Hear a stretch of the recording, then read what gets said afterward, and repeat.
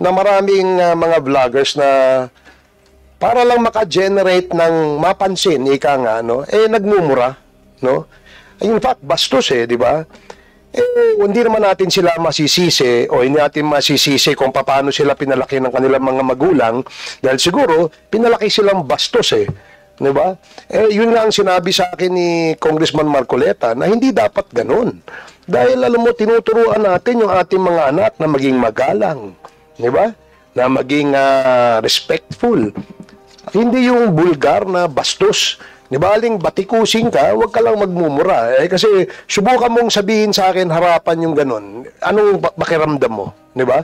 Pero kung online, kung magmura, kala mo ang tapang. Di ba? Kaya nga sabi ni Congressman Marcoleta sa akin, hindi dapat pinapayagan yung mga ganun. Because we have laws. Lalo na kung defamatory. Tapos may kasama pang mura.